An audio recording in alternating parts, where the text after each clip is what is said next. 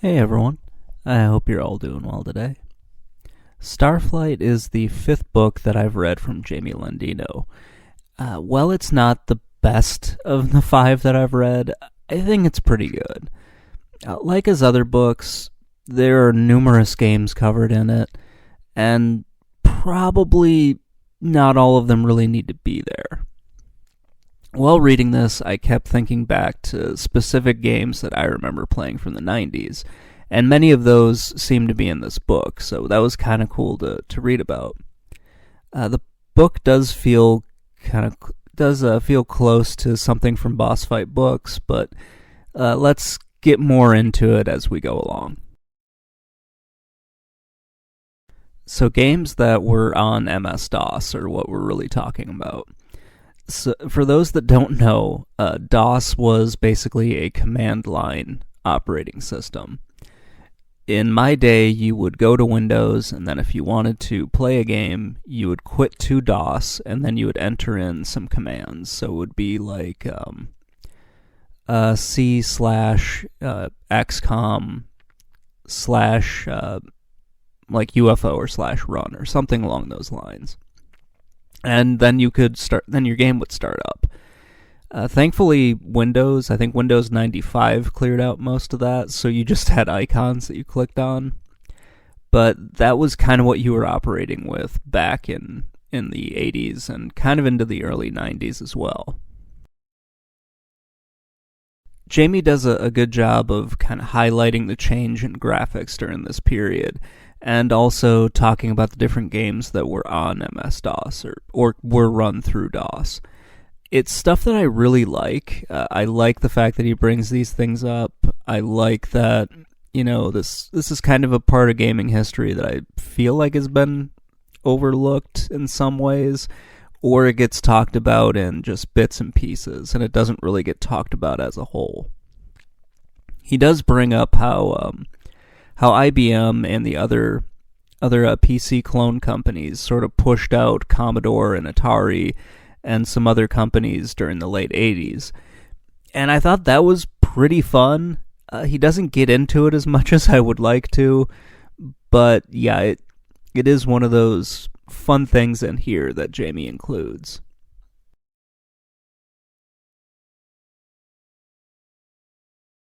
I probably should have put this first, but screw it, whatever. Jamie's kind of developed a bit of a template for writing these books. Each chapter starts with roughly about a page to 2 pages of information, usually about the time period that he's talking about. So in this case, it would be based on the years, so roughly like 87 to 88, 89 to 90, so on and so forth. It's fine the way that he starts it off, but then he'll transition into kind of like the popular games from that period, or the games that he feels advanced technology in some ways, or push the boundaries of usually computers. I don't know. It's he includes a lot, like a lot of games in here, and I don't necessarily think all of the games that he includes need to be in here, and I wish a lot more was done with like certain ideas, like the overall impact on the PC had on the computer market, the changes to the different computer markets at the time, just stuff like that I think would be more impactful. He could also talk a lot about the different developers, how they were talking about the changes in the computer market versus the console market, that sort of thing. Well, ignoring the console market, because that's not super important for this. But each chapter roughly covers a year. Jamie talks about the games that are released, he talks about hardware and software innovations, and it kind of feels a little disjointed, because he'll go from talking in sort of like broad strokes to then talking about the games, and then maybe back into broad strokes again, and then back into the games. So I don't know. It's just kind of a little weird when you first read this, and you haven't really gone through his book before. But yeah, it's the idea. I don't really like the fact that he does this in a linear style. I feel like he could have picked out certain things and talked about those instead of going year by year. It just doesn't really work the way that he lays it out. I guess that's what I'm trying to say. Okay, so video games are kind of the staple of Jamie's books. He includes a lot of them. They are not all reviews. Sometimes they seem to be chosen by Jamie because he really likes a particular game. Like, there's no other reason for it to really be included, but it's part of Jamie's history and he really liked it, so it's going to be in there. Other times it's a pretty popular game from that period. And other times it kind of seems like they're cobbled together from some best of lists from the different years. I do like the variety in here because I don't really think about certain games and how they would have pushed, the performance of a PC. I'm not really a big racing game or a flight simulator guy. So seeing the different things in here, like flight simulators and racing games, and how they kind of pushed the performance of PCs, is pretty cool to read about.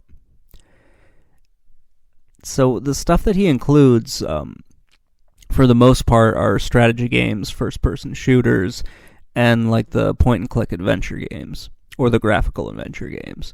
But there are also some platformers in here, and platformers are not something that I really associate with PCs that much. And reading this thing, it kind of dawned on me which games I kind of associate more with PC or more with computers than I do with consoles. So that was kind of fun to go back and read the different things that he included in and kind of figure out why they're really in there. I also like the selections of the games once we got into the 90s. I didn't really care too much about the 80s, but some of them were kind of interesting to read about. But in the 90s, like, those are the games that I really kind of grew up with on PC. We didn't, at least my family, we didn't go for like the Super Nintendo or Sega Genesis. We went to a PC. And so I played games like Doom, I played Doom 2, played a lot of Civilization, and stuff like that. So it was kind of cool to read about just how they impacted other people, because I could remember playing those things. And then, like everything that happens with PC games from this era, I started thinking back to the shareware and the demo disc games as well. And I kept coming up with a Spectra, a game that I'm fairly confident existed, but I can never really find a whole lot of information on. So yeah, I agree with most of the selections in the book. I just don't think they all had to be in here. So I do like this book. It didn't. So this one was better than, I think it was Faster Than Light. But he made a book on like the Atari ST, and I felt like it was just incredibly repetitive. Starflight doesn't do that, so it doesn't feel like he's going over the same games ad nauseum. Jamie would kind of repeat himself in stuff like Faster Than Light, and not so much with Breakout, but with other, well, kind of with Breakout as well. But he would oftentimes kind of repeat games that he had already covered or had already talked about. He's just talking about the ports of them on different computers. Here he doesn't do that as much, but he really hadn't talked a whole lot about the 90s up till this point. Now, how do I want to put this? I do think that if he had limited the number of games that he put in this, kind of pared down his list, then it would have been a better product. And he would have been able to talk about other things that I think would have been more important to kind of the story of IBM, or the IBM PCs and PC clones and that sort of thing. I just would have liked more of that and less games in here.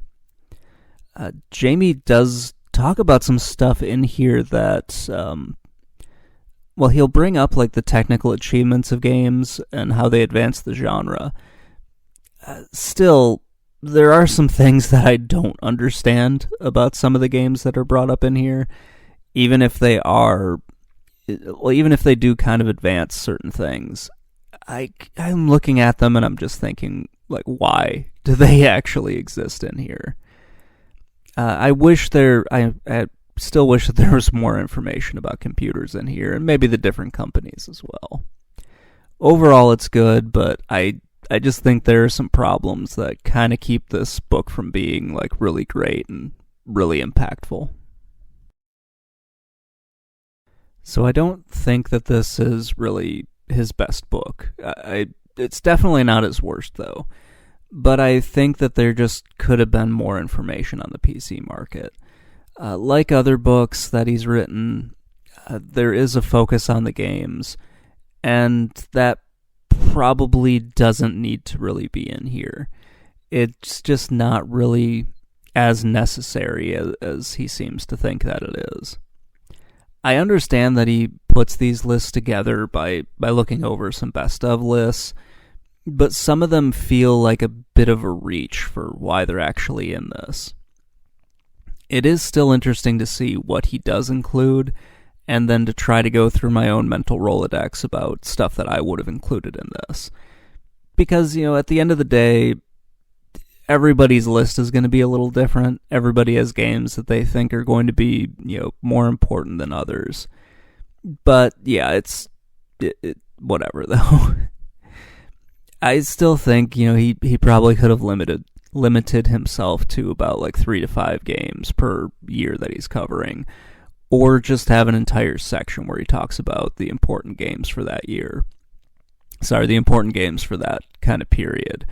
And then it would just change the entire structure of the book. So it all comes down to I would have written this differently, which wouldn't have necessarily meant it was better. It just meant it would have been different. He does cover some interesting topics, though.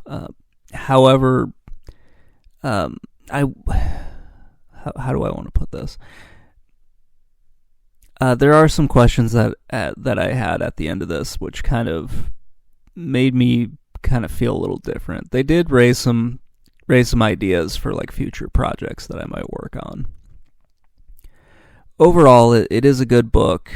If you like the other books that Jamie has written, you'll probably really like this one. If you hated those, then you probably won't like it all that much. I will talk to you all later. Bye.